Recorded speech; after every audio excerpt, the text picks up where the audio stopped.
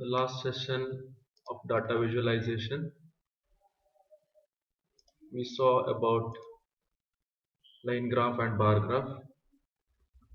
So today's class, we'll see about pie chart. So pie chart shows a circle that is divided into sectors, and each sector represents a portion of the whole. So this is how the pie chart looks. So it will be a circle, and each portion of represents the part. Each portion represents the proportion of the whole. So you can just see this example. So you want to divide the whole into different portions, like sales you want to allot some percentage, accounts you want to allot some percentage, then finance you want to allot some percentage. So all this has to be defined within a circle, so that we call it as a pie chart. So here, so we wrote import matplotlib.pyplot as plt. Then we have aligned the units, that is slices 50, 20, 15, 19 and 5. These are the units you want to represent on the graph. Then we define the labels, that is sales, HR, finance, production and account. Sales is 50. For that sake we have defined it and kept as a list. Then we have colors, magenta, cyan, green, red and blue. Then there is something called explode. So I'll just explain it. Now we'll just see that explode is also defined as 0, 0 0.2, 0 0.3 and 0 and 0.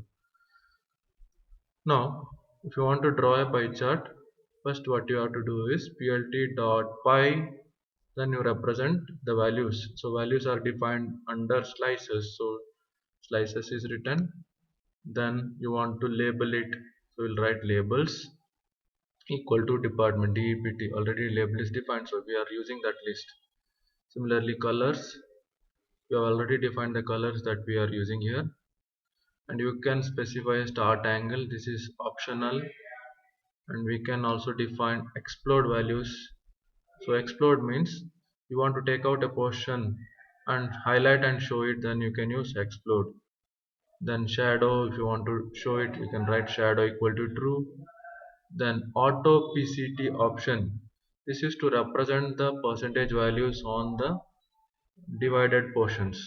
So here in this graph it is not shown. You can also show, for example, how many percentage is allotted for sales. That if you want to represent, you have to use this auto PCT option, and it is having some features. We will explain that later. So you can graph, you can name it or title it as plt.title and name. Then description of the colors and the values can be done with the help of a legend function. So plt.legend is used for describing, that is which color is for what. So that will be defined. Then plt.show, which shows the graph on your screen. This is how the pie chart works. So in this pie chart we saw explode option. Let us see what is explode. Sometimes you want to emphasize on one or more slice and show them little pulled out. This feature is called as explode in pie chart. So if you want to explode or stand out second and third slice of the 5 slices to 0.2 and 0.1 unit respectively, so that means the units. So you can write explode as 0, 0, 0.2, 0.3, 0 and 0. So the value of explode vary from 0.1 to 1. So the number you increase, so that portion of the slices will be exploded and shown far. So you can just vary that number and see that what it will be the difference. So it is to show that how much a slice will come out of the pie chart. So this is for showing exploded slices of the pie chart. Clear? Next, there is a attribute called autopacity, which allows to view percentage of share in a pie chart. So the option autopacity where you referred percentage dot 1f percentage percentage, which indicates how to display the percentages on the slices. For example, here percentage dot 1 shows that the percentage value should be displayed with one digit after decimal point, means you want to represent 17.5. So in one after decimal you want one point to be specified, then you will use this method. So instead of point 1 you write point 2, then it will be two decimals. The next two percentages we wrote percentage dot 1 f, then percentage percentage. The next two percentage symbols indicates that only one symbol is to be displayed. If you want to represent two percentages, you have to write 1%. Sorry, 1% you want to show, then you have to write two percentage symbols. Shadow equal to true means, which indicates the pie chart should be displayed with the shadow, the portion of the slice what you divided. If you want to display with shadow, then you have to specify that shadow equal to true. This will improve the look of the chart. Is it clear? So this is how we use pie chart. So pie chart is to represent the proportion of data on of the whole. Okay, so it can be represented with the different values and the colors specified, and also you can specify the percentage on the graph. Next is histogram. So histogram shows distribution of values. Histogram is similar to bar graph, but it is useful to show values grouped in bins or intervals. So in bar graph we saw that we represent the data in a bar. An histogram also will be shown in a bar only, but the difference is here we show the values grouped in bins or intervals, like 0 to 10 what is the total number of, what is the value, then 10 to 20 what will be the value. So for example the years you are representing, 0 to 10 is how many people, 10 to 20 how many people. This can be represented using histogram. For example, you can collect age of employee in an office and show it in the form of histogram to know how many employees are there in the range 0 to 10 years, 10 to 20 years, and so on. For this we can create histogram. So we'll see how it can be done. Sir,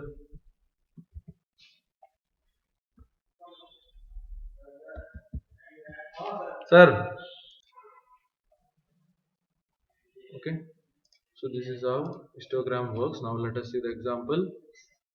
So here we wrote import matplotlib.pyplot as plt. Then we represented the ages of all the employees in a list 22, 32, 35 like this. Then the bins or the intervals we just specify it at 0, 10, 20, 30, 40, 50 like this. So 0 to 10 will be one category, 10 to 20 will be another category like that. So if you want to represent that in the form of a bar graph, sorry, histogram, then you have to write plt.hist. Hist is a function for histogram. Then you have to specify the values. Then bins. Bins is nothing but the intervals. Then you can also specify the colors. And histogram type equal to bar. This is what a kind of histogram you want to refer. Normally it will be a bar. Then similarly, R width is for width of the bar we can represent. Okay.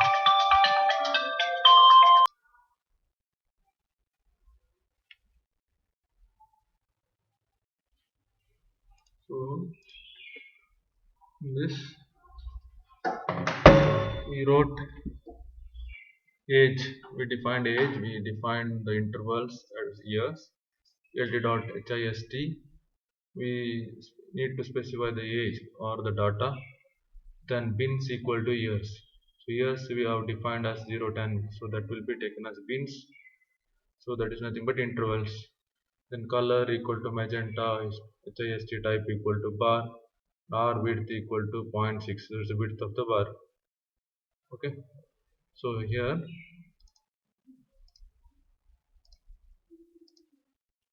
We define plt.x label, we define plt.y label, and we define plt.title.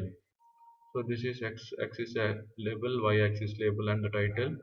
And plt.legend is to specify the description of the graph. Then plt.show. So here r width means the bar's width is 60%. We write zero point 0.6, it is 60%. There will be a gap of 40% space before and after the bar. You can see the distance space between the bars. Clear? This is how a histogram is drawn. So you can see this here. For example, 0 to 10, 0 to 10 interval. So there are no employees having this age group. Then 10 to 20. So 10 to 20, you can see that 14 is here, 19 is here. There are two employees. So you see 10 to 20, this bar shows up to 2. That means two employees are in this range. Then 20 to 30. So 20 to 30, you see 1, 2, 3. So you can see here 20 to 30, it shows 3. So this is how a histogram is represented. Clear? So normally histogram you use for showing the data between two intervals, between the intervals. Clear? Next. So you can also have an additional attribute called edge color. By specify edge color equal to black, that means histogram where the bar will be shown with the edge with black color. So this is an additional attribute. So for histogram what is required is plt.hist function, then the data should be passed, then the bin should be defined. Clear? Next, the next kind of graph is frequency polygon. Frequency polygon is a way of for understanding the shape of the distribution. It connects the top center points of each bins and then we get the relative frequency polygon. It has the same purpose of histogram and have but is used specially for comparing sets of data. So what we do here in frequency polygon is the same data what you represented with the histogram. So from there the center point 10 center point will be taken and joined together, then you get a frequency polygon. So normally when manually we do, you just draw, just join those lines. Now here it is represented with the lines. You see the center point of this, center point of this 20, center point of 30, all these are joined, so it becomes a frequency polygon. So both are used for the same purpose. So here it is specially for comparing sets of data. So here the same graph what we used for the histogram. So here also we draw for frequency polygon also you write plt.hist, age is, that is the data, then bins, that is the interval, then color, then histogram type. Step, if I am writing HIST type, then we get the frequency polygon. So in the previous paragraph we wrote HIST type is bar, so you get a histogram. So here we get the frequency polygon. So you can also represent X label, Y label and title and the legend for description of the graph. Clear? So this is only the difference between histogram and frequency polygon. Next graph is box plot. A box plot is graphical representation of pi-number summary of given data sets. It shows the maximum value, shows minimum value, shows first quartile value, which shows second quartile value, and it also shows the third quartile value. So all the five things can be shown in a single graph that we call it as a box plot. So a box plot will look like this. In this, the minimum value will be represented here, maximum value is on the top, then the quartile value is quartile 1, 2 and 3. So 2 is nothing but the median value. So you can see a graph like this. It shows all the 5 different values, that is minimum, maximum, first quartile value, third quartile value and the median in a single graph. This we call it as a box plot. So it is graphical representation of 5 number summary of given data set. Clear? So we'll see the example. So here we have written import statement, import matplotlib.pyplot as plt, then val1 equal to, we specified the values 2, 3, 4, 6, 8, and val2 we have specified 5, 7, 8, 9, 11, and val3 we defined 6, 9, 10, 12, 15. So three different plots we want to draw in under a single. You can draw one graph also. So we just want to show that three different data sets and its plot, box plot. So we will have a list of these, all the lists, that is data equal to val1, val2, val3. So all the list of lists are defined in data. Now if I am drawing a plot, so plt dot box plot, box plot is a function used for box plot, then specify the data. Now data is a list of lists, then we can also specify the labels. So I want to show three different data set, box plot for three different data sets, so it can be represented as uh, labeled as series 1, series 2, series 3. So plt.show you will use once you execute the program, you will be getting the output like this. So what you can understand by this graph is the minimum value here in the first one, that is val1, it is 2. So you can see here 2. Maximum value is 8. The first quartile value here, that is 6. Second quartile or median is, sorry, first quartile value is 3, median is 4, and second quartile value is 6.